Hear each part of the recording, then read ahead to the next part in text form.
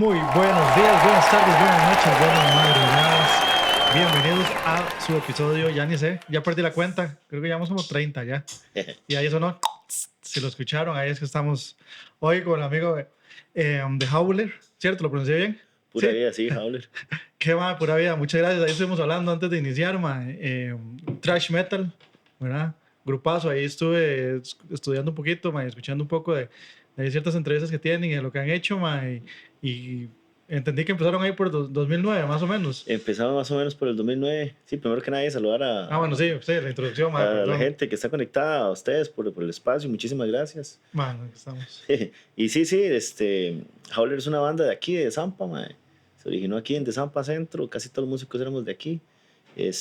Por ahí del 2006, en realidad. Lo que pasa es que 2007, 8, 9, y se la tira uno entre covers y originales. Sí, ahí dando. Y ya después ya uno decide, ok, solo originales y ya se pone un nombre fijo y ya empieza como ahí a tratar de ver cómo graba y en eso. Entonces lo empezamos a contar del 2009 para acá.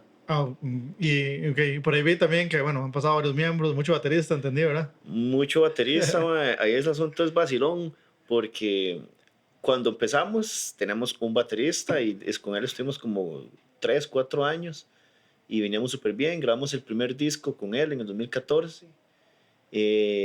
A finales del 2014, apenas salió el primer disco, empezamos a grabar el segundo, pero al mal le fue muy mal en la grabación y ya él venía como en caída, como que se cansaba mucho y en los ensayos le empezaba a salir sangre por la nariz a veces. ¿En serio? Entonces, el día después de que el mae grabó las baterías del segundo disco, le dijimos, mae, tiene que ir a revisarse al hospital porque este fijo tiene algo raro. Y resulta que le encontraron un hueco, mae, en el corazón. ¿Un hueco? No. Entonces el doctor le dijo, mae, usted no puede hacer ningún tipo de ejercicio, usted no puede ni siquiera subir gradas, mae. De aquí en adelante pare, y lo agarraron en tratamiento. Y para no casarlo con el cuento, al hombre le hicieron un trabajo en el corazón fuertísimo, mae, me parece. Si no le hicieron un trasplante, mae, le hicieron yo creo que sí le hicieron un trasplante, estoy como 90% seguro, mae. Me recuerdo que él me contó ya después de que pasó varios años de la operación que cuando ya le arreglaron el corazón al mae, el cuerpo del mae, el mae tenía cuando eso 24 años, una cosa así. Eso, sí. Le bretearon el corazón, pero el cuerpo del mae estaba acostumbrado al corazón que tenía. Entonces el corazón nuevo bombeaba un montón de sangre y se le empezaron a llenar los pulmones de sangre. Y él casi se muere. Le metieron unas cosas así, como unos tubos para sacar la sangre. En resumen, el hombre se tuvo que retirar de la música. Y de ahí en adelante no logramos encontrar hasta hace poco a esa pieza de la banda que pensara igual que nosotros, que jalara el mecate igual. Gerardo se llama, ¿no? No. ¿Perdón? Gerardo se llama, ¿no? El nuevo se llama Daniel. Daniel Gonzalo. Gonzalo. Sí, que también es aquí de Zampa, de casualidad. Sí. Aquí el nichito de nosotros de Zampa. Aquí somos de Zampa. Claro, no, buenísimo. Mi corazón. Qué buena nota, aparte de eso, bueno, aparte de esa historia, vi también por ahí que bueno, me dijiste que van a lanzar disco ahorita el 18, hablamos antes. Sí, bueno, Howler va a lanzar su cuarto disco el 18 de noviembre, o sea, ya cerca de dentro de 15 días, ¿verdad? El disco se llama Descendants of Evil. Con este disco logramos hacer un negocio con 3 casas disqueras diferentes. Eso me pareció bastante interesante porque, bueno, esa metodología ahí no la conocía muy bien, la verdad. Sí. Como hablábamos antes, ¿verdad? Pues uno tiene la idea de que tal vez el asunto de los discos ya no está como muy en auge. Pero vieras que sí se venden. Hay gente que los compra por colección. Claro. Y hay gente que anda en el carro, radio con CD, y lo pone y vieras qué rico que suena. A mí personalmente me gusta muchísimo más escuchar la música en un CD que en Spotify o en cualquier medio digital. Y el ritual de agarrar el disco, abrirlo, ver el librito, ¿verdad? Aquí tengo uno. Este es el disco anterior de Howler. Esto salió en el 2020. ¿Por qué me dijiste? En pandemia, puramente. Este salió con un sello alemán, No More Circus. Y ahí quedan algunas copiecillas todavía. Pero sí nos ha ido bastante bien, por dicha. Sí, y ahorita me estabas diciendo y estaba viendo, ¿verdad? El que van a sacar ahorita el 18 viene con 3 disqueras, una alemana, una canadiense. Y la otra también es alemana. Y 2 alemanas. Sí, exacto. Lo que pasa es que una alemana la va a sacar en CD. El otro en vinil. Y la otra la va a sacar en vinil. Y la canadiense va a sacar su propia edición de CD y también en tape. Tape Es algo que uno dice, ok, si CDs ya no están de moda, un tape menos. Sí, Pero vieras cómo se venden los tapes. también, mae, la gente Pura, le gusta. pero es pura colección, mae. Sí, sí, es un mercado muy específico, pero también muy... El vinil es que vos sabés que Sí, está volviendo, es... ¿verdad? Como que la gente ya ahora sí está como considerando que la música está ahí físicamente impregnada en el vinil Ajá. y que literalmente lo escuchas en una tornamesa con unos buenos speakers, vas a escuchar una calidad bastante diferente, mae. Mae, es que suena, o Suena sea, muy suena nítido, suena brutal, muy nítido. A mí mae, me suena encanta cómo suena el muchísimo vinil.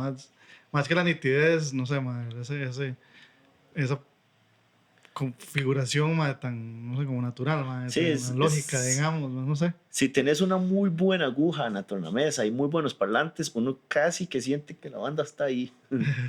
Mae, sí suena, como si es vos, teniendo un buen equipo, eso también es parte del problema, que no es barato. No, sí, las tornamesas no son baratas, aunque ya han bajado mucho precio. Ahora, hace un tiempo, ¿qué te digo? 2015, estaban por los Sí, cielos. cuando volvieron como a retomar eso, igual que los viniles, ¿verdad?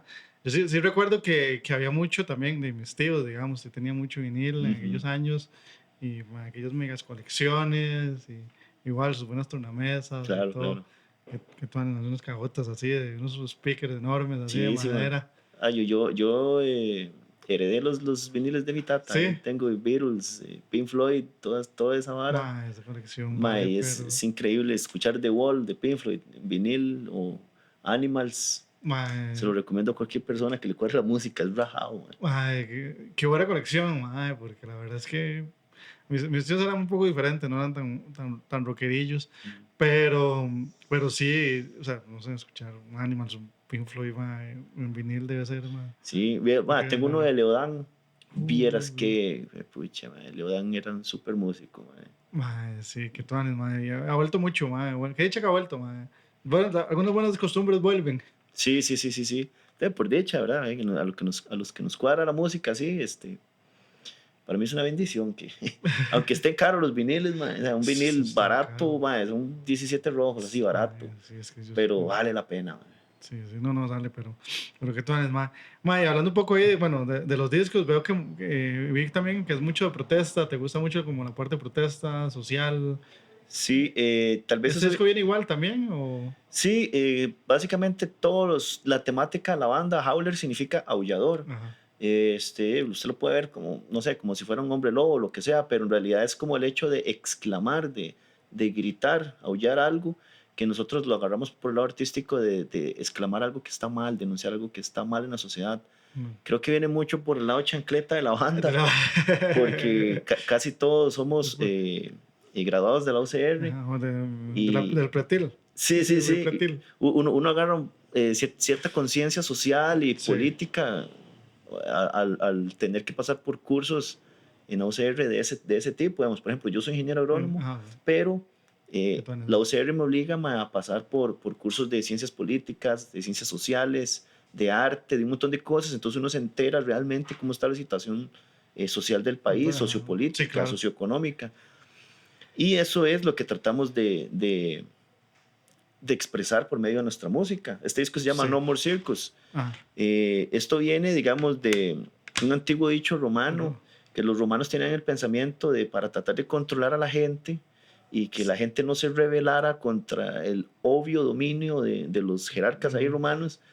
Los jerarcas romanos era como que nos reuniéramos usted y yo y dijéramos, es que esta gente va a hacer mucho speech y ¿cómo hacemos para mantenerlos entretenidos y que no sepan realmente? Entonces vos me decís, démosles pan, porque son pobres, están muriendo todos de hambre, entonces vamos a dar pan para que sí, se mantengan tuanis y pongámosle circo, un entretenimiento, en otras palabras. sí, sí, sí. De hecho ahorita que lo mencionabas, dime, todo el Coliseo Romano, por ejemplo, bueno, usualmente conoce el Coliseo Romano, que es como lo Ujú, más famoso, pero en Roma cada ciudad, digamos, de las principales, todas tenían su tipo de coliseos, ujú. posiblemente más pequeños, bueno, no posible, no, algunos más pequeños, no tan grandes, y era parte también de los eventos, y era como decís vos, ma, tenían entretenida a la gente, ma, y bueno, y eso, o sea, también sacaba un montón de negocio, ¿verdad? Claro. Sí, este disco es No More Circus, lo que significa es una crítica directa básicamente al gobierno local que hemos tenido durante muchos años, se disfraza con diferentes colores políticos. Es lo mismo Liberación que el PAC, que la Unidad, todo en realidad, todo es la misma élite tica, dominada por empresas. Y esto es un circo, literalmente es un circo. Nos un Y circo, nos hemos vuelto un circo. has visto las votaciones, o sea, vacilan con cosas tan estúpidas y la gente se las cree, el tema del helicóptero de este de FENSAC. Hay un montón de cosas que Sí, sí, de sí, verdad, sí. o sea, cualquier persona con un relativamente bajo criterio se va a dar cuenta que es un vacilón. Y esto es una crítica. Hay una crítica. Hay varios videos de este disco.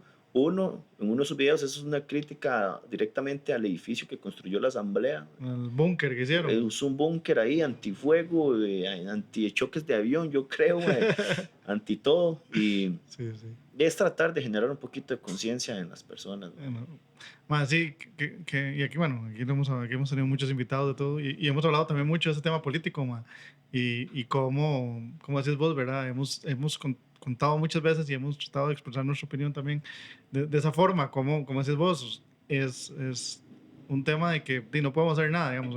Hablando de eso, hoy salió el marchamo. Uy, sí. Aquí cuando salga ese episodio, ya van a llegar por unos 5 días, pero ya hay todos estamos llorando ahí. Sí. Pero como un montón de estupideces también pasan ahí, ¿verdad? O sea, no sé, yo ya estaba viendo un montón de denuncias de gente que los precios les variaron durante el día, ya por ahí, donde todos los carros, en este país los carros se avalúan en lugar de desvaluarse, o sea, cada vez valen más, según ellos, ¿verdad? Sí, a mí me parece una tristeza, vamos, que la gente viva sus días desvelándose por si tiene o no tiene dinero, o si tiene un carro que le va a generar aceptación social o cosas de esas, o si la ropa que anda, qué dirán de mi ropa, ese tipo de tonteras, ¿verdad? Sí. A mí me hueva un poco que ese sea el pensamiento general o promedio de las personas. Debería la gente concentrarse no sé, en vivir su día a día feliz, agradecer que tienen vida y que tienen a los familiares con vida, no sé, digo yo. Sí, sí, no,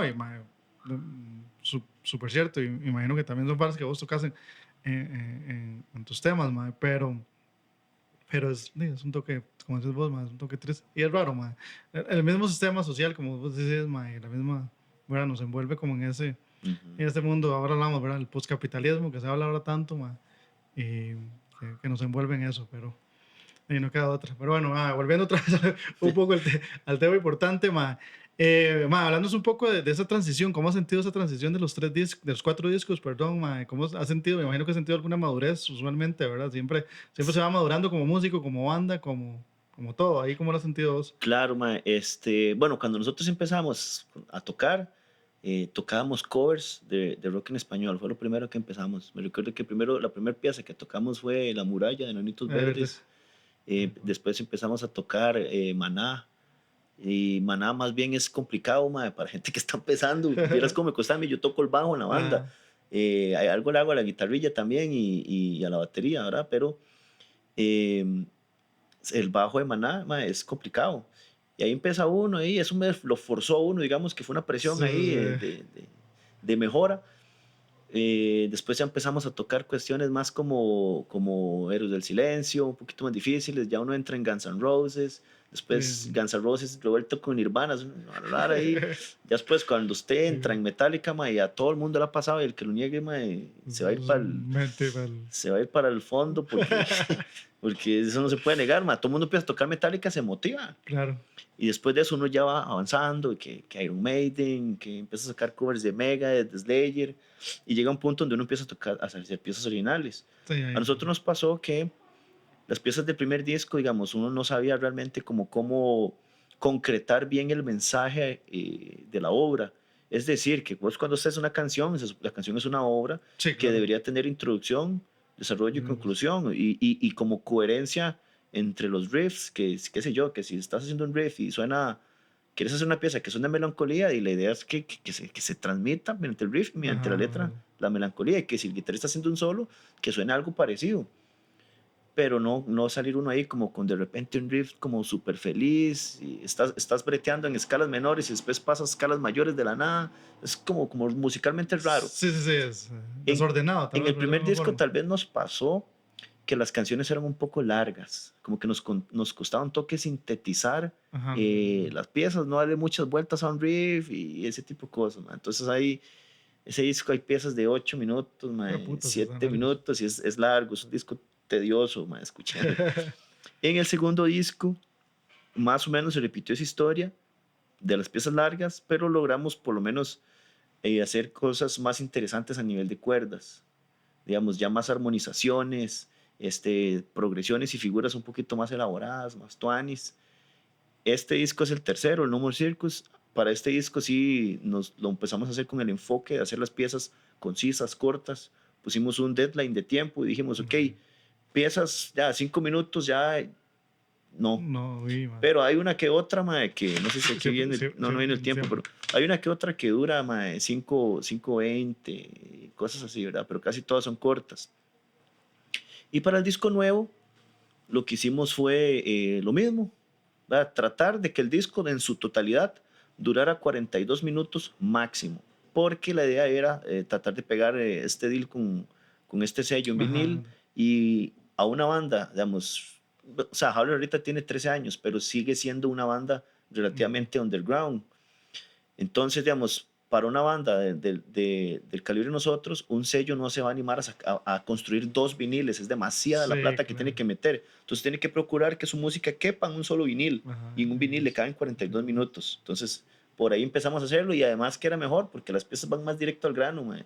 4 minutos, 4 minutos 10, cuestiones así, bien directas, con solos más directos. Y fue bonito en el sentido de que ya en temas de mezcla y masterización, los primeros 2 discos los mezclamos y masterizamos aquí en Costa Rica con Ajá. Marcos Monerat, que para mi gusto es como de la Sí. máxima calidad posible que hay aquí en Costa Rica. Sin embargo, no logramos tener la mezcla que siempre estuvimos buscando. Para este tercer disco lo que hicimos fue buscar a un mae que fuera especializado en bandas de trash como nosotros. Nosotros tocamos un trash ahí medio gringo, medio californiano, digamos, como de ese ride de Exodus, Metallica, Megadeth, Testament, Annihilator es de Canadá, pero por ahí ando Sí, sí, sí, también. que tiene como ese estilo. Y hay una banda mae, muy famosa hoy en día de la nueva ola de thrash metal. Hay un grupo de bandas que se Ajá. conoce como la nueva ola de thrash metal que empezó como del 2003 para acá. Porque el thrash en los 90s mae, básicamente se cayó y entró el grunge, entró el nu Mucho, sí. metal, vea, mucha música de esa vara, el hardcore, muchas varas así. Y el thrash como que quedó ahí olvidado. Ajá. Pero ya como en el 2003, bandas como Municipal Waste, Havoc, un montón de bandas así nuevas empezaron como a retomar ese trash que se hacía viejo, Ajá. ochentero, pero con sonido moderno. Entonces esa es como la nueva ola del thrash De- metal. Hay una Ok. banda de esas muy reconocida que se llama Havoc. Ajá. Entonces nosotros contactamos al guitarrista de esa banda para que nos hiciera la mezcla, Ajá. pensando que el ma era muy pro en la vara de mezclar trash. Ajá. Y la mezcla quedó tuanis, más bien quedó muy limpia para el tipo de metal que nosotros hacemos. Entonces, para este disco nuevo que viene ahorita, lo que hicimos fue tratar de conseguir un mae que también conociera trash, pero que fuera un poquito más sucio, más garaje, digamos, por Ajá, decirlo sí, sí, así. como más, sí, sí, como, vamos a ver, tal vez para ahí la gente que está viendo, para que entienda un poco, porque a veces nos pasa, hablamos de colores, y ustedes hablan de Sí, colores de la música, y se van, eso es como más claro, más, ¿verdad? Pero digamos, cuando sí es como más trash, más garaje, te referís como, a veces uno dice como no tan como no tan producido, ¿cierto? sí, Como explicarlo ahí, sí, como, digamos, un sonido ajá, muy técnico, muy, qué difícil explicarlo, ¿verdad? Estoy tratando de explicarlo ahí en mi mente. digamos, un sonido muy técnico, muy limpio. Yo Ajá, diría que es que, por ejemplo, unas guitarras distorsionadas, que suenen filosas, pero que no ensucie la mezcla de manera que usted pueda escuchar el hi-hat bien nítido, que pueda escuchar los platos, el bombo, todo muy nítido, la ajá, voz súper limpia y cosas así. Para mí una mezcla más sucia es que la distorsión suene más rasposa, el bajo un poquito más rasposo también. Yo uso distorsión en el bajo bastante, mezclada con la guitarra, que la voz suene un poquito así. Entonces, por ejemplo, para este disco lo que hicimos fue eso, una mezcla muy así, que no era tan acorde con el estilo de thrash, tal vez con una banda un poco más progre, digamos, riff más progress ajá, o más sí. heavy, hubiera venido muy bien ese tipo de mezcla. pero digamos, nosotros legalmente somos una banda de garaje, ¿verdad? Un Sí, sí, sí, sonido sí. medio, Sí, sí, sí, sí. medio ponqueto a veces medio técnico. Y lo que hicimos fue eso, digamos, ahorita, este disco que viene, yo grabé las cuerdas y las Ambas voces voces, ok. y las edité. Ambas. Ah, bueno, las grabaste en tu En, casa, me imagino. sí, digamos, en un estudio Sí, casero. eso, ajá. Las baterías sí las grabamos en un estudio profesional, en el de Marcos Monerat, por temas básicamente de calidad de microfonía. Sí, claro. Entonces lo que hice fue, en este disco que viene, todas las guitarras están dobladas, entonces suena un poquito como más grueso. Los solos están doblados, es decir, que si vos pones atención, el riff suena a la derecha y a la izquierda, pero suenan dos guitarras a la derecha y dos guitarras a la izquierda. Tal vez una con un poquito menos volumen que otra, pero ese poquito menos, esa guitarra de refuerzo, así que suene un poquito más jugosa la distorsión. Ajá, Y sí, eso ya le da como ese sentido de suciedad que no se nota, sí. que es buena para el tipo de Para el tipo música. de música, sí. ¿Sí? Ya lanzamos dos discos, dos singles al día de hoy, y yo creo que ha tenido bastante aceptación. Suena un sonido más fuerte, más pegón. Entonces creo que a la gente, al cholo, Sí, le sí, gusta mucho eso. el cholometra que llaman. Sí, sí. Como Noé, como tío.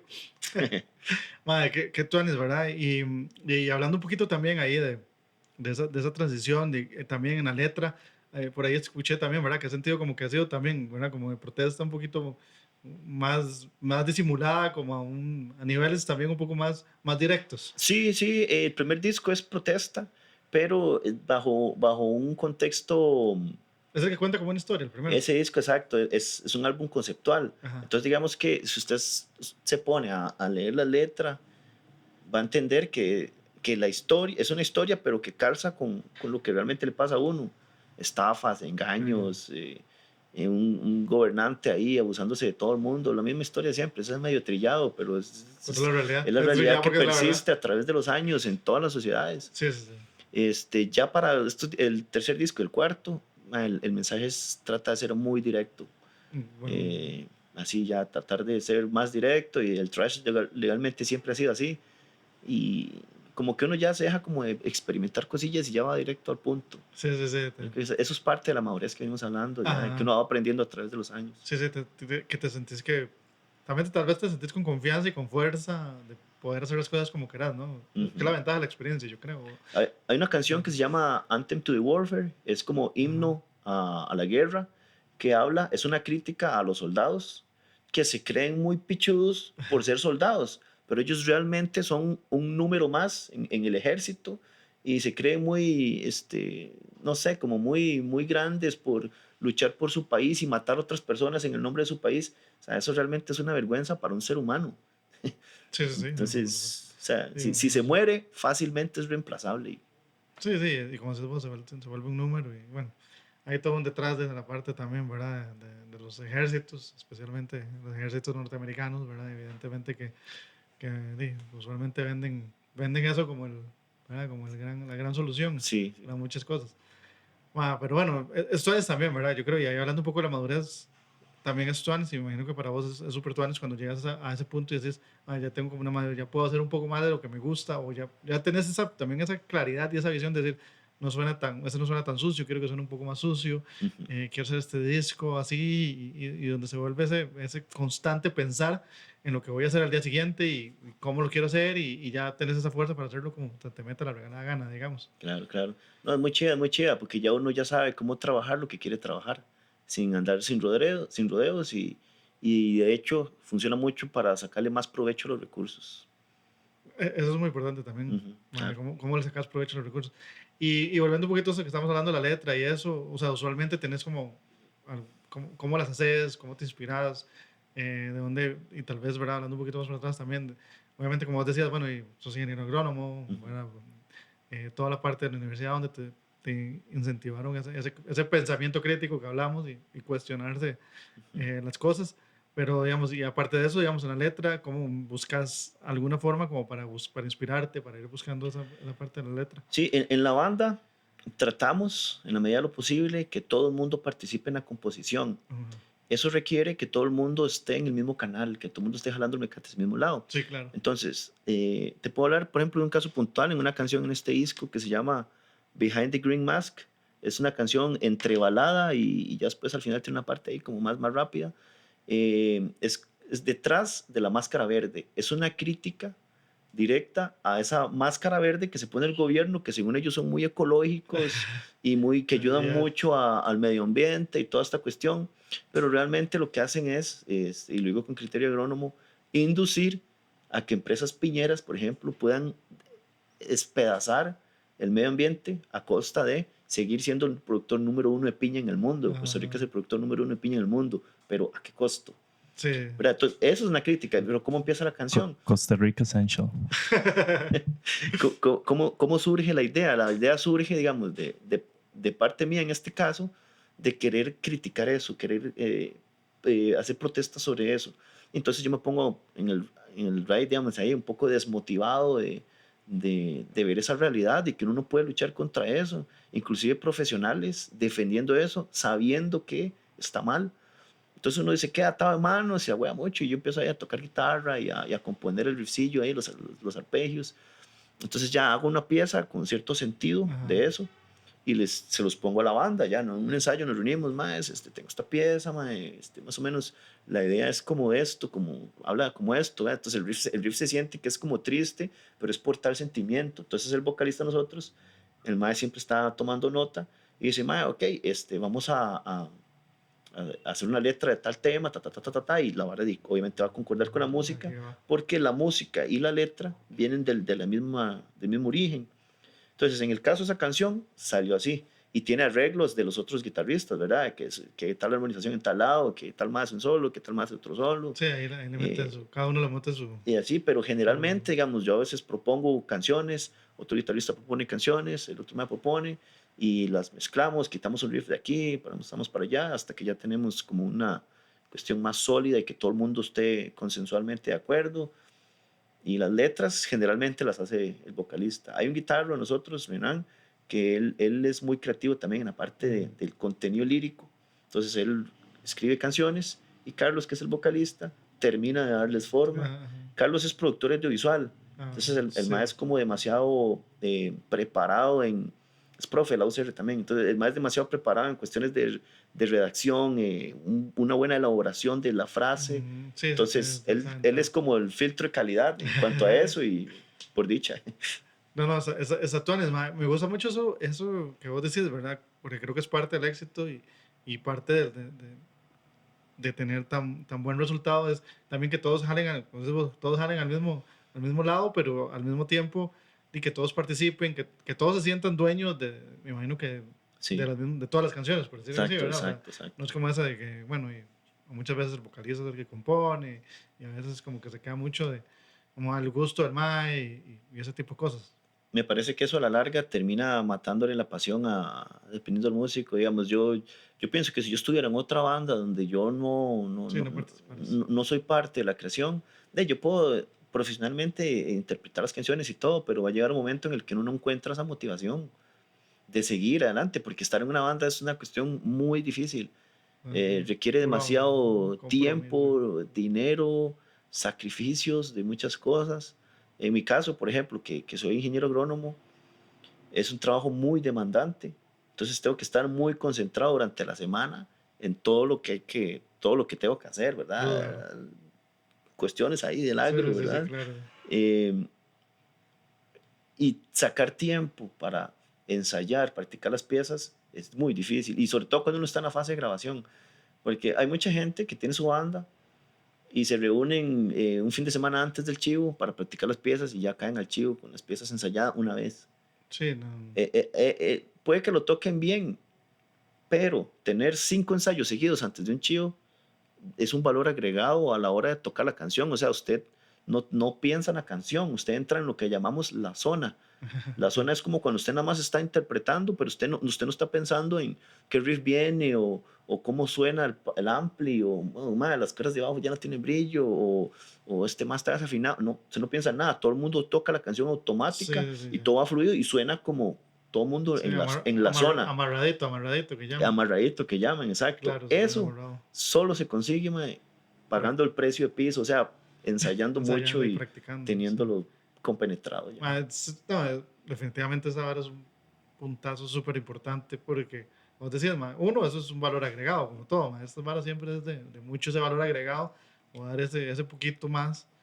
Y el segundo es, como decís, ma, cuando empezás a practicar y a practicar y a practicar como equipo, ma, es como los deportes de equipo, digamos, ¿verdad? Ujú. Muchos de los deportes de equipo son muy buenos porque es esta constancia en la práctica, en la práctica, en la práctica y repetir y repetir y repetir. Inclusive para uno como músico, o sea, se vive también, ¿verdad? O sea, eso es un tema de darle todos los días, ¿no? Es que al final vos le estás dando a la gente entretenimiento. Sí, Vos vas a ir a dar un show y la idea es que la gente salga del show diciendo, ma, qué tuanis me sentí en este chivo, volvería a pagar e ir a un chivo de estos maes. Pero si vos nada más llegas, te subís a la tarima, a tocar las piezas, gente, muchas gracias, y jala, sí, sí, es uno más, digamos. es uno más y lastimosamente la gran mayoría de bandas son así. Aquí en Costa Rica, mae, yo he visto que hay bandas muy buenas, con mucho potencial. Hemos ido a tocar a varios países aquí de la región, mae, y por ejemplo, te puedo decir que en México, México es, aparte que es gigante, mae, Sí, desde México, en hay todos lados. el compromiso ahí de los músicos, al menos las bandas que yo he visto, mae, es increíble. O sea, usted ve gente ahí rajadamente buena y gente que o sea, con vestuario y toda la cuestión para hacer un show. Y aquí llega alguien a ponerse un vestuario y casi que lo van a Sí, basurar a sí, uno lo van a ridiculizar. de ridículo, pero sí hace la diferencia. De hecho, el fin de semana pasado, que era como el fin de semana donde todo el mundo aprovecha para celebrar Halloween, Ah, había sí, un sí, montón sí. de chivos en Chepe, man. Nosotros tocamos ahí en Amón Solar. Ah, eh, Stones ahí. y las bandas agarran la excusa de que están tocando Halloween para salir vestidos de algo. Ah, sí. Y era eso, ¿cómo hace la diferencia? La gente ve y se interesa más y se mete en el vacilón del chivo y no sé, o sea, sí es un valor agregado, pero aquí cuesta como artistas meterse en ese personaje de artista y hacerlo y decir, ok, yo vengo a la gente a darle un producto, a darle un entretenimiento y tengo que hacer el trabajo de mi manera. Muchos andan matando chivos. Sí, sí, sí, a lo que sale, y como decís vos, sí, es no dar ese, otra vez, ¿verdad? Es como ese valor agregado o hacer algo diferente, porque al final lo que nos gusta también es cuando salimos con algo diferente y no con lo que está haciendo todo el mundo y no lo que está haciendo siempre exactamente lo mismo, ¿verdad? Exactamente. Repetir muchísimo. Pero bueno, es muy tonto también eso, ma, y lo recalco otra vez porque cuesta mucho, ma, y aquí que hablamos con mucho artista también, cuesta mucho encontrar, ¿verdad? A veces ese amarre y ese trabajo en equipo y en ese conjunto.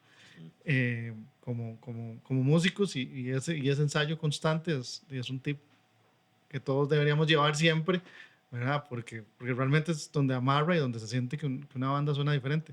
Y a veces la gente piensa que el público, tal vez por no ser músico, no se va a dar cuenta como de esos pequeños detalles, ¿verdad? Y eso es un gran error. Sí, sí, correcto, es un gran error. Mae, sí, bueno, mae, volviendo un poco al tema del trash, ahí con vos, mae, que, bueno, ahí me imagino que hablaste un poco de que heredaste ahí en los vinilos de tu tata y eso. Mae, por ahí me imagino que venía también esa influencia. ¿Por dónde nació, mae, esa influencia? El Rider Trash, Ajá, más vacilón, porque, oiga la yuta, ya sí, viene a ahí. buscarnos, Yo creo que es ambulancia. de San Esa, Pakistán. esa capa- Zapa- Mae, digamos, yo me recuerdo que yo carajillo, mae, mi tata ponía mucho Enrique Guzmán, Ajá, Beatles, Creedence, The Police, qué bueno, toda esa pues. vara, mae, y yo carajillo y me cuadraba mucho. Yo me acuerdo que yo me sentaba a la par del parlante y ponía la oreja cerca. Y yo, mae, qué rico suena esta vara, carajillo. Ya después, como por ahí de quinto o sexto a la escuela, estaba muy metido el ride del Walkman, mae. Qué bueno, Y entonces uno sí, lo que hacía era que tenía un casetcillo barato ahí de pulpería y sonaba una pieza, pa, y la grababa. sí, Entonces, play record era, ajá. me Bueno, recuerdo el que rojillo, yo no sabía mi qué era. tata tenía un cassette de Bob Marley, mae.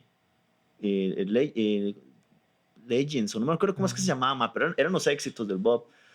Y yo no había escuchado nunca Roots, solo había escuchado rock de clásico, como le Sí, sí. digo, Creedence, varas así, Beatles. Y me empezó a gustar mucho ese ride, mae. En la escuela, todo el mundo escuchaba reggae viejo, mae, panameño, ese reggae viejo de Ah, antes, mae.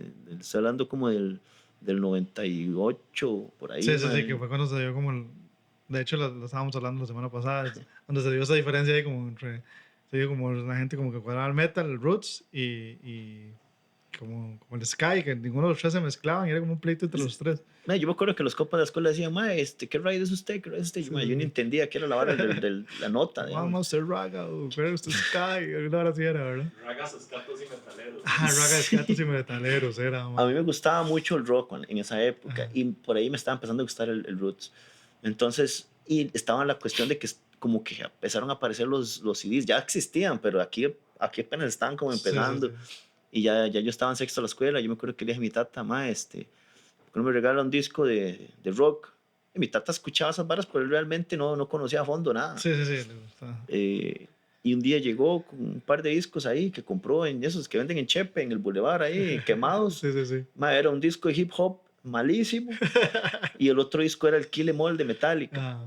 Y entonces yo ni sabía que existía. Y yo lo escuchaba ahí. El mae tenía un Discman, mae. En esa época un Discman era una vara que... O sea, yo jamás iba a tener un Discman en la escuela. Mi tata tenía uno y me lo prestaba un toquecillo. Entonces yo escuchaba el disco que me había comprado. Y yo me acuerdo que la primera vez que puse Kill Em All, mae, no me cuadró mucho. Me cuadraron 2 piezas, mae. Después lo fui escuchando otra vez y yo, qué chida esto, qué chida. Y casi siempre es así con la música. Se escucha la canción la primera vez, uno no la capta a la primera. Ocupan los 2, 3 veces para decir, mira, qué buena esta pieza. Y ya después de eso, un compita apareció con un cassette de Rammstein. Y esa vara a mí me cuadró demasiado, yo me acuerdo. Y después me regalaron el Unplugged de Nirvana. El tiempo de Nirvana, Rammstein. Ahí me fui metiendo. Ya cuando ya estaba en octavo el cole, ya, o sea, ya yo sabía que lo que me cuadraba a mí era yo no sabía que lo llamaban metal, sinceramente, pero me cuadraba el rock pesado. No sabía que era metal. Yo nomás escuchaba ahí como la masa. Uno le decía rock pesado, que de hecho yo creo que, bueno, es heavy metal. Sí. Ni siquiera tenía la capacidad, digamos, de diferenciar el sonido de guitarra de batería. Yo escuchaba, qué sé yo, Linkin Park, y yo escuchaba la voz de ese mae toda distorsionada, y escuchaba la masa de guitarras, o Korn. Esa vara me cuadraba mucho, Korn, Limp Bizkit. Bueno, y yo decía, pucha, mae, ¿qué tal es esta vara? Son muy contemporáneos, porque Korn, Limp Bizkit, me acuerdo que todos sus videos los pasaban por MTV. Sí. Y ya, mae, cuando ya estaba como en décimo, en el cual tuve que repetir varias veces décimo, porque... ¿Te gustó mucho? Sí, era muy bueno. Mucho speech en el colegio.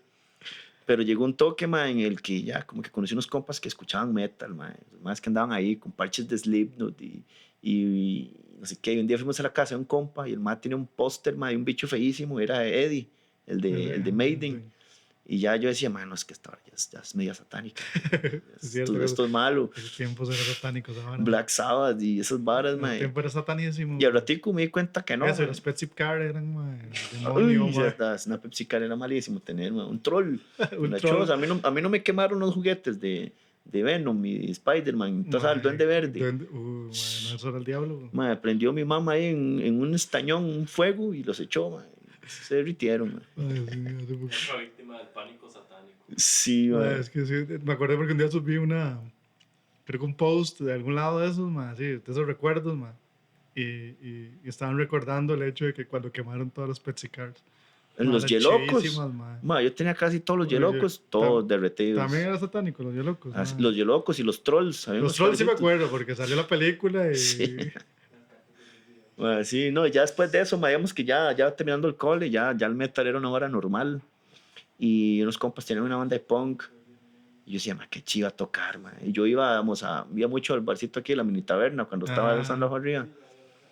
Y en esa época tocaba mucho una banda. Hay una banda nacional aquí que se llama Trauma. Ajá, Trauma, claro. Trauma tenía su versión de covers que se llamaba 7.5 Richter. Y los más tocaban puro Deep Purple, Sabbath, bares de Maiden. Entonces yo en vivo, ahí en la Mini Taberna, veía a esos más tocar esa vara con mi primillo. Y yo decía, no puede ser, que esta vara tan tuanis. Y después veía a mis compas tocando punk ahí en el colegio, así chillos de punk en el cole. Sí. Y ya esa vara como que se me metió en la cabeza y de ahí no me ha salido. Ahí fue donde empecé. Ahí empezaste a bajear primero. Salí del cole. Lo primero que hice, hice el examen para entrar a la OCR, pero a pesar de que lo pasé, no intenté entrar. Me busqué un brete porque lo que quería era tener plata ya para comprarme un bajo. Me compré un bajo Palmer, me costó 80 rojos usado. Ahí lo tengo todavía. Bueno, tipo un pinchazo de harina. Era por Ah, 80 sí, rolls. mae, sí, tuve que bretear en Walmart como todo un mes hablando de la harina. Me compré ese bajo y ahí fue donde empecé a tocar, ya a tocar en serio, pero ya yo estaba roco, digamos, un músico generalmente empieza a los 16, 17 años, por ahí, yo ya tenía cuando eso Claro. 20, Sí, sí, sí. empecé rocón. De ahí en adelante y empecé ahí con... No, ¿y por qué bajo? Porque, o sea, que, o Vieras sea, que el bajo es de los más ricos, pero yo empecé a tocar guitarra, mae, ajá. pero Bueno, todo el mundo empieza a tocar guitarra, yo creo que la mayoría de desde gente. carajillo y que escuchaba ahí viniles con mi tata y música así, siempre escuchaba esa hora que era como ¿verdad? Como esos sonidos raros, como de fondo, y nunca supe qué era. Me acuerdo que una vez vi un video de esta banda Yes, eh, Owner of a Lonely Heart, se llama una canción que los más como que se transforman Ajá. en aves y en culebras y no sé qué. Ajá. Al puro inicio de ese video, mae, sale el bajista, pero ese bajo es un bajo escala corta, entonces se ve chiquitico y como muy matón, así como muy Sí, sólido, sí, sí. muy tosco. Y yo, qué picho esa guitarra. Sí, tío, ¿verdad? Qué pichuda guitarra de 4 cuerdas. Mae, unos toques antes, como unos 3 meses antes de comprarme el bajo, me di cuenta que esa hora era un bajo. Y entonces como que ahí con compa empecé a tratar de escuchar en las piezas clásicas y así cómo sonaba el bajo. Y yo, man, me cuadra demasiado ese sonido. Y ya cuando lo tuve en mano y ver las cuerdas así gruesas y ese sonido tan, no sé, tan profundo, tan tuanis, me cuadró demasiado, man. Sí, sí, Después de eso bajo. retomé la guitarra y al final aprendí a riffear y a toda la vara ahí con guitarra, que las canciones yo las compongo con guitarra y al final, cuando ya está todo, compongo el bajo para tratar de diferenciarlo un poco, no tocar nada más tónicas ahí, sino tratar de meterle arreglos, ¿verdad? Y salirse un poco De lo normal. de la progresión de acordes que vaya haciendo el Ajá. guitarrista. Y, y básicamente eso fue, mae. O sea, igual toco guitarra, pero en la banda, mae, lo que más me gusta tocar es el bajo. Es el bajo, A man. pesar de que algunos dicen que el bajo es el instrumento que no se oye, que No no se sé qué, oye. Que siempre la molestamos. pura verdad es que el bajo es, dicen por ahí, unos profes, que el bajo es el instrumento más importante de una banda porque agarra dos pilares de la música y los unifica. El ritmo Ajá. y la armonía, Sí. y los unifica para hacer una sola vara. Eso no lo hace otro Sí, sí, no instrumento. hace ningún otro instrumento. Man, sí. Bueno, no, aquí, bueno, siempre se molesta. De hecho, la esposa contamos la historia y todo, ¿verdad? De dónde salió ese chiste, ¿no? Sí. Digamos, que, que realmente yo creo que fue que salió un chiste y ya, ¿verdad? Se convirtió en chiste, pero no es como que tenga ningún tema técnico ahí detrás. O sea, simplemente es una broma que se da siempre Sí, en el mundo artístico. se ha acostumbrado. Siempre ahí. Uy, inclusive se dice vamos que el bajista es el que siempre le salen buenos huilas y la vara. Hay un poco de varas ahí que dicen con los bajistas, pero es pura bullshit, man. Hay demasiado buenos, man. Vea Sting de Police, man. Claro. Cliff Burton, Steve Harris, No, no, varios de los mejores músicos del mundo, Lemmy, son bajistas. en todos los instrumentos, digamos. Sí, sí, en todos los instrumentos. Todos los músicos, hay músicos, simplemente sí, eso se vuelve una chota y se le va a seguir dando ahí broma. Sí, sí. Y se le sigue dando durísimo, ma. Pero, ma, aquí ya me están diciendo, porque tienes que irte, ma. Antes ahí ya me están haciendo aquí corte de tiempo. Hoy estamos Desgraciadamente, man, No, está muy ma. chido, man. Bueno, otra vez, ahí queda la puerta abierta. Perdón, mae. Quedan Diga. 10 minutos, mae. Demos. Bueno, Sí, bueno. ¿Sabes qué? Tal vez yo aprovechar así la Ajá. pausa horrorosa La pausa que hice comercial. para que nos comentes un poco sobre el brete de Luthier que haces y eso, que también me parece muy importante. Va, esa parte no la había visto yo. Claro. Sí, ma, bueno, eso viene de que mi tata estudió ebanistería, Ajá. pero el brete de la ebanistería es un brete muy duro. Entonces, cuando yo estaba chiquitillo, mi tata la veía muy duro con esa vara, mae. Entonces, el mae, había aparecido la oportunidad en el ICE de hacer ¿cómo se dice? Una prueba, un examen para ver si contrataban gente. Y mae, resulta que varias gente que fue, mi tata pasó y empezó a ahorita en el ICE. Entonces, ya, mi tata ya tiene años, mae, ahorita en el ICE, de hecho, ya casi se pensiona. Pero el antes que tenía, mae, hizo que Jimmy Choza quedara un montón de maquinaria, no un montón, pero la maquinaria suficiente para trabajar madera en ebanistería.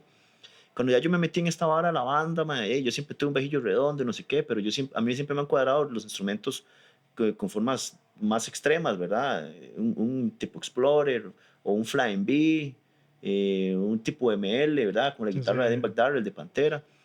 Entonces yo quería un instrumento así, pero mae, son muy caros. Claro. Y Entonces, tras eso el bajo, más que el bajo es caro también. ¿no? sí, Por mae. naturaleza ya, o sea, mae, cualquier sí, bajo barato es caro. súper caro, mae. Lo que pasó fue que yo vi entonces la opción alterna de modificar el mío, el bajillo que yo tenía. El Palmer ese que estabas diciendo. No, Otro. ya me había comprado otro, un Pibes ahí, baratieri, mae, que era para eso.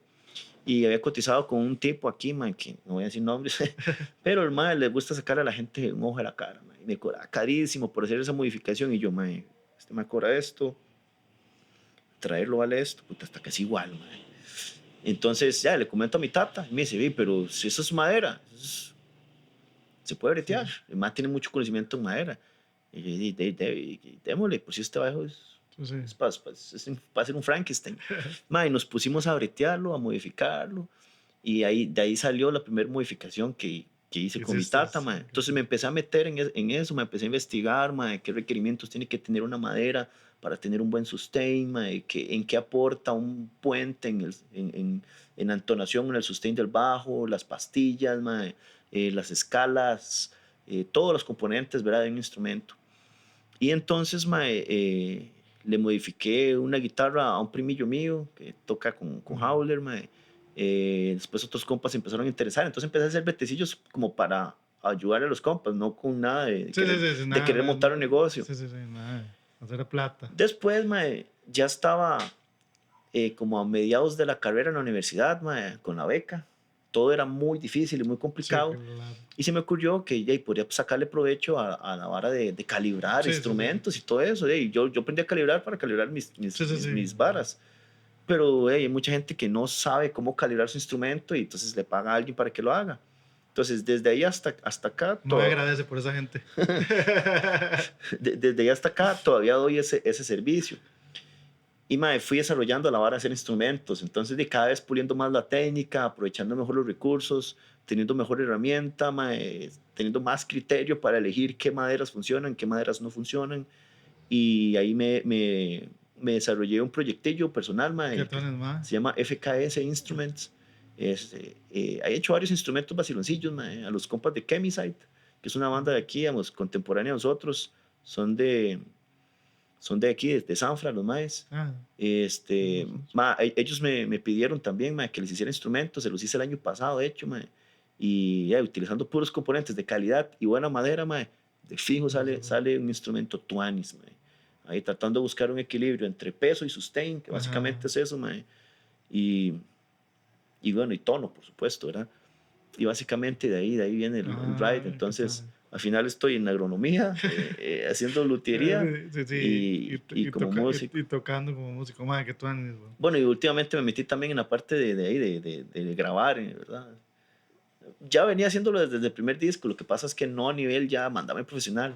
Siempre grababa las maquetas de mi banda y cuestiones así, tratar de mezclar lo más pro posible. Pero ya para este cuarto disco sí tomé la decisión de, mándame pista. Ya tengo, o sea, ya lo que estaba haciendo con Monerat, digamos que aprendí mucho del mae, ya puedo emularlo, mae, y con otros productores de aquí también. Entonces, al final me consume mucho tiempo, pero hay un poquito para todo, mae. De hecho, le contaba que dicha que existe esta tienda de Zampa, mae, porque, mae, yo siempre que compraba repuestos y cosas así, mae, tenía que ir hasta Chepe, mae. Sí, y en Chepe, mae, o sea, hay tiendas que no tienen, mae, legalmente no tienen nada, solo tienen nombre, mae. Usted llega, mae, tal repuesto, no, aquí no vendemos, vaya a preguntar al taller. Mae, no tienen nada en el taller, mae. O sea, y uno dice, lo puedo mandar a traer, pero no es nada, no hay nada más tones que llegar, mae, ¿tienen jacks? Sí. Potencialmente, sí. Compra, jala, cuerdas, puente, de todo, ¿verdad? Hace un tiempo eso no se conseguía, costaba mucho. Sí, no, bueno, nosotros tenemos un rato ya por acá, pero sí soluciona mucho esta área. Pero bueno, mae, para no atrasarte, mae, más bien muchísimas gracias, mae, la puerta queda abierta ahí, tal vez ya después para que nos cuente ahí. ¿Van a hacer un chivo de lanzamiento? Sí. Ahora el 18, 19, estos días. Estamos planeando hacer un concierto posiblemente el domingo 11 de diciembre. Sí, queremos darle un chancecito, que salga el disco, que se mueva un poquito ahí en redes, en plataformas, y que ya la gente como que ya lo haya escuchado, entonces ya vaya al chivo sabiendo cómo es qué es lo que van a escuchar, ma. Este concierto lo vamos a hacer gratis. Ah, que tú eres, ma. Gratis porque es básicamente un obsequio para la gente, ma, para que la gente llegue y pueda llegar al chivo, ma, Sí. ya sean mayores o menores, o sea. Ah, bueno, entonces, No, y bueno, muchísimas gracias ahí. Quiero agradecer ahí a... nos pasan los datos ahí Claro, para también hacerle ahí la poca publicidad que le podamos hacer, o la mucha, no sé. Pero toda publicidad es buena, ma. ahí los impulsamos, man. Claro, no. No, muchas gracias a Igari por el espacio, ma. Ojalá le haya He estado gustado, viendo que ser un estas sesiones que están haciendo, ma, están muy entretenidas, ma. Sí, He ma, visto que de varios hecho- escritores, músicos, Ma, sí. compositores, está súper chido, ma. Sí, no, ma, gracias. Bueno, igual, ma, es como todo, es un trabajo de todos nosotros, digamos, ideas, ahí tratamos lo mismo, parecido, tratar de acoplar ideas de todos un poco, ma, y hemos visto que le gusta a la gente también, ma. Ma, realmente nació y sigue siendo un espacio, porque sentimos que a veces el arte en Costa Rica, sabemos que el arte en Costa Rica ha sido muy poco impulsado por la gente que debería impulsarlo, Sí. ¿verdad? Bueno, seguir hablando de protesta y de gobierno, ¿verdad? O sea, ni siquiera tenemos presupuesto para el arte, digamos, desde el gobierno. Entonces, por lo menos aquí lo que podamos hacer desde la tienda, man. Muchas gracias. Tocando ese tema, me parece, ya para cerrar, me parece que ACAM va a hacer como unas conferencias o una cuestión así parecida, porque creo que a partir del 2024, si no me equivoco, el país tiene como un plan diferente para impulsar el arte, como que van a destinar tal vez más presupuesto, no sé Ajá. cuál será, no sé el trasfondo bien, Ajá. pero sí, por ahí me llegó un correo de que quieren reunir bastante gente del gremio para ver cómo organizarse y tratar de Bueno, inducirlo un poco más. Ojalá que sí. Ojalá que sí, porque la verdad es que talento sobra, talento exportación, talento muchísimo, pero falta. Y lo mayor que he captado de las conversaciones con la gente, y ya, para terminar, es que falta como esa unión, ojalá como unión como grupo, y como grupo me refiero, ¿verdad? Como país, tal vez, más bien, como país. Ujú. Y jalar todos, a veces ¿verdad? No volvernos tal vez ahí medio individualistas, pero bueno, es otro tema para otro día, largo y tendido. Muchísimas gracias otra vez, a la gente que llegó. Espero que tal vez sea inclusive el último capítulo del año, no sabemos cómo estamos, yo creo, pero no, todavía no, entonces se lo cortan, se lo cortan. Ahí estamos, pero estamos cerca ya viene el tiempo de Navidad y de poner aquí bonito la tienda, entonces vamos a tener que suspender por lo menos hasta el próximo año. Claro, Pero ya claro. está.